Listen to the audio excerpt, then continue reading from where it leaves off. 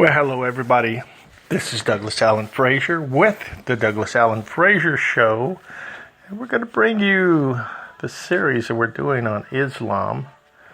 And I like to think about it from the title that came from the Imprivis article that I'm basing this series on. This is the part 2, Islam. Facts or dreams? Facts or dreams? Just a real quick recap. This came from a series of a speech that was given at Hillsdale College in February 2016 by Andrew C. McCarthy. And I'm reading notes from the presentation that he gave. Now, Andrew was one of the chief prosecutors against the man known as the Blind Sheikh, who was responsible for the 1993 bombing of the World Trade Center. He's also the mastermind of the 9/11 attacks.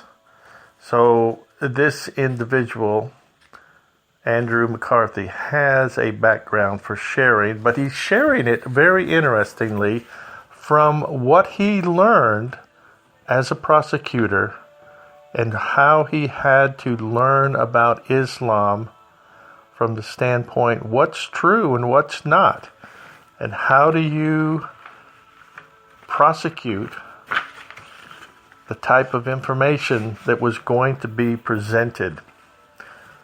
The other day we talked about that there was a growth that took place where the government then, back in the 1990s under President Clinton, and all the way up until the day, really doesn't have a clue, or if they do understand, they don't demonstrate it. They don't demonstrate their understanding, and they make up, if you will, almost their own creation of Islam.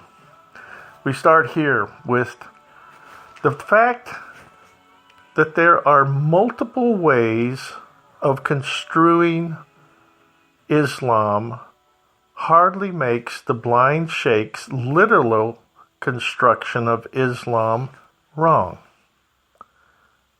The blunt fact is this: in the contest of competing interpretations, it is the jihadists who seem to be making sense because they have the words of their own scriptures on their side. Others seem to be, as Andrew says, dancing on the head of a pin. They're trying to make something up that will fit their ideas or their ideals. President Obama and Secretary Kerry and Secretary Clinton and many in the Obama White House and other supporters seem to be those who dance on the head of a pin. Another point is very obvious, but it's also inconvenient, and it's this: Islam is not, I say, a religion of peace. How many times have we heard it on the news? How many times have we heard it from the presidents of the United States? From Bill Clinton, George W. Bush, and President Obama, and most of their staffs, of saying that Islam is a religion of peace. However, when you look at it, this comes right out of the Quran. It says this: fight those who believe not in Allah, quote unquote, and fight and slay the pagans wherever you find them, and seize them, beleaguer them, and lie in wait for them in every stratagem of war. Quote, unquote. And these are not peaceful injunctions, no matter how you try to spin it. You cannot find peace in those words. Those are words of, I'm either going to pick a fight or I'm going to start a war. Another disturbing aspect that was taken up during the trial of the blind sheikh and his fellow jihadists was the character witnesses who testified for their defense. Most of these people were considered to be moderate, peaceful Muslim Americans who would no more commit terrorist acts than the rest of us. But this is what happened. When they were questioned about Islamic doctrine, they would usually come up with a reply with, what does jihad mean? What is Sharia law? How might Sharia law apply to certain situations? Now, the peaceful Muslims explained that they were not competent to make a declaration. They were either not competent or fearful or both. But the words they used were, we're not competent. The ones that are competent are the imams and those such as the blind sheikh, which basically he had a PhD in Islamic studies and Sharia law. Those were the ones that had the answers. In other words, for the answers, you'd have to return to Islamic scholars, such as the blind sheikh. Now, look at it this way. There was no doubt that the blind sheikh was on trial, and what he was on trial for was terrorism. And there was no doubt that he was a terrorist. After all, according to the testimony, he bragged about it. He bragged about it. But that did not disqualify him in the minds of those moderate and peaceful Muslims from rendering, now get this, it did not disqualify him, even though they knew he was a terrorist, even though he bragged about being a terrorist or a jihadist,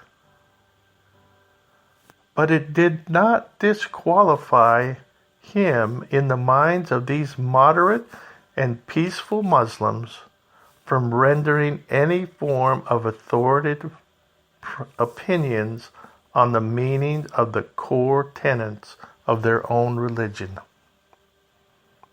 No one was to say that they would follow the blind sheikh, but no one was discrediting his status either. This is the status, this is the challenge that we find around the world today. There's lots of numbers that come up. There's supposed to be about 1.6 billion Muslims. That's the number that's produced over and over again. But we also know from looking at data that that number is shrinking. Indonesia, who was kind of a star, if you will, of being the most populous Muslim nation in the world, yet statistics show that that number from 100% or almost 100% has dwindled down to today that perhaps it's only around 60%. The other 40% being predominantly Christian. So there's great changes that taking place, but still there are challenges to be fought. Now, if we look at where we're going, we have to look at what is happening even in our own education, in our own education in the United States, and what is happening even at our schools. We have students who don't understand the world situation because they're not being taught the truth of who we are as a nation, or even in other Western nations. The fact is that the education in most Western nations is being dumbed down. This is from an article from Israel's Restoration, a magazine that I get once a month. And it says this: many say this generation in the West is the most educated in history. However, this is a misleading statement and mostly false. They certainly know how to navigate electronic devices and complex technologies.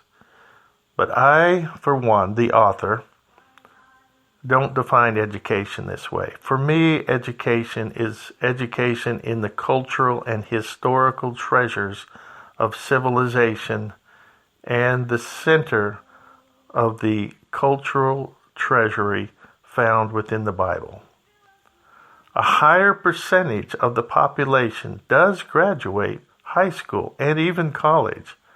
However, there has been a dumbing down of the curriculum.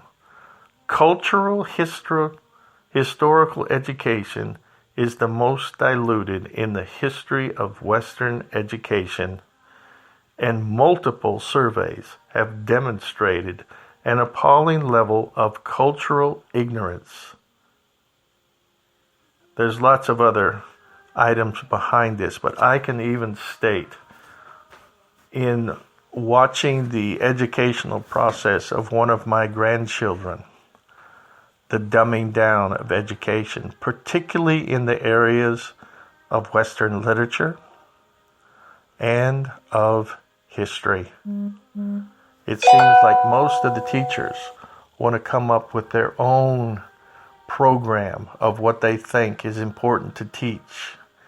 And there is a tremendous amount of bias, particularly in the area of studying Islam and how it affects this nation and other nations of the world. Now, let's continue on for a few more minutes. It looks like we're going to make this a 3-part series, but I'd like you to look at this. Now, understand, once again, that the blind sheikh was a terrorist. Still is. He's still in Guantanamo Bay. He was standing trial for the attempted bombing of the World Trade Center in 1993. Yet those Muslims who came and testified, ones that were considered peaceful and moderate, didn't consider him as anything unusual. No one was discrediting his status.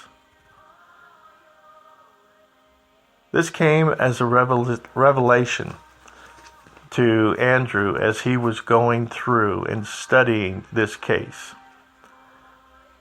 And it shouldn't have, because after all, and we're going to close with this, after all, it is not as if Western civilization had no experience dealing with Islamic supremists. What today we call Islamist ideology, the belief that Sharia law must govern society, Winston Churchill, for one, had encountered it as a young man serving in the British Army, both in the border region between modern-day Afghanistan and Pakistan, and in the Sudan, places that still today are cauldrons, they're hotbeds of Islamic terrorists.